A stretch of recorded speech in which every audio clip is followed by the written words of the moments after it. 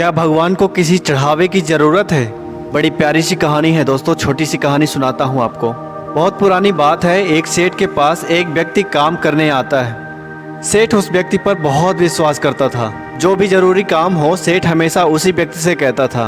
वो व्यक्ति भगवान का बहुत बड़ा भक्त था। वह सदा भगवान के चिंतन, भजन, कीर्तन, स्मरण, सत्संग आदि का लाभ लेता रहता था। एक दिन उसने सेठ जी से जगन्नाथ धाम यात्रा करने के लिए कुछ दिन की छुट्टी मांगी। सेठ ने उसे छुट्टी देते हुए कहा, भाई मैं तो संसारी आदमी हूँ, हमेशा व्यापार के काम में व्यस्त रहता हूँ, जिसके कारण कभी तीर्थ गमन का लाभ नहीं ले सका। तुम जा ही रहे हो तो ये लो 100 रुपए मेरी ओर से, ये श्री जगन्नाथ प्रभु के चरणों में समर्पित कर देना। भक्त सेठ से 100 रुपए लेकर के श्री जगन्नाथ धाम यात्रा पर निकल गया।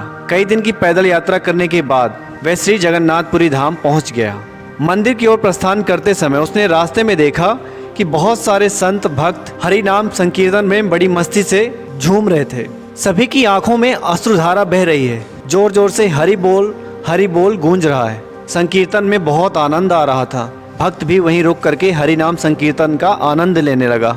फिर उसने देखा कि इतनी देर से संकीर्तन करने के कारण भक्तजनों के ओंठ सूखे हुए हैं। वे दिखने में कुछ भूखे भी प्रतीत हो रहे हैं। उसने सोचा क्यों ना सेठ के 100 रुपए से इन भक्तों को भोजन करा दूं। उसने उन सभी को उन 100 रुपए में से भोजन की व्यवस्था कर दी। सबको भोजन कराने में उसे केवल 98 रुपए खर्च करने पड़े। उसके पास 2 रुपए फिर भी बच गए। उसने सोचा चलो अच्छा हुआ, 2 रुपए जगन्नाथ जी के चरणों में सेठ के नाम से चढ़ा दूंगा। जब सेठ पूछेगा तो मैं कहूँगा पैसे चढ़ा दिए।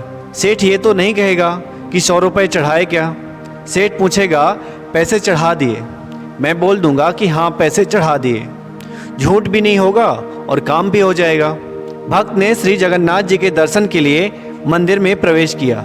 श्री जगन्नाथ जी की छवि को निहारते हुए अपने हृदय में उनको विराजमान कराया।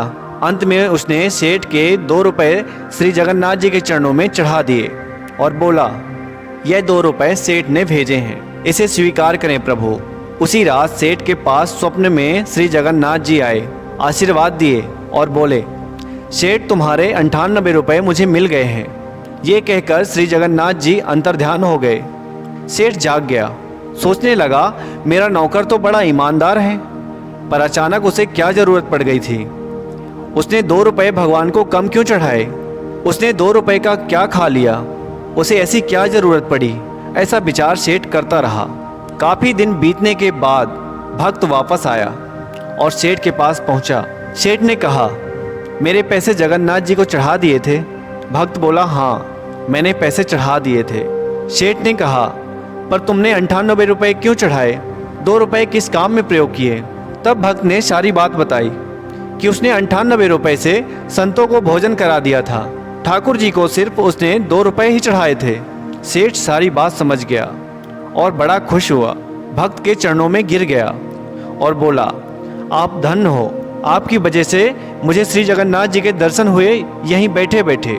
दोस्तों, ये छोटी सी कहानी हमें कितना कुछ सिखाती है। भगवान को आपके धन की आवश्यकता नहीं है। भगवान को वो 98 रुपए स्वीकार हैं जो जीव मात्र की सेवा में खर्च किए गए, और उस 2 रुपए का कोई महत्व नहीं है जो उनके चरणों में नगद चढ़ाए गए। इस कहानी का सार यही है कि भगवान को चढ़ावे की जरूरत नहीं है। दोस्तों, सच्चे मन से किसी जरूरतमंद की जरूरत को पूरा कर देना ही भगवान को भेंट चढ़ाने से कहीं ज़्यादा अच्छा होता है। हम उस परमात्मा को क्या दे सकते हैं जिसके दर पर हम स्वयं भिखारी हैं। दोस्तों, वीडियो अगर अच्छा लगा है तो वीडियो को लाइक कर लीजिए और चैनल को सब्सक्राइब कर लीजिए। मिलते हैं अगले वीडियो में, तब तक के लिए नमस्कार।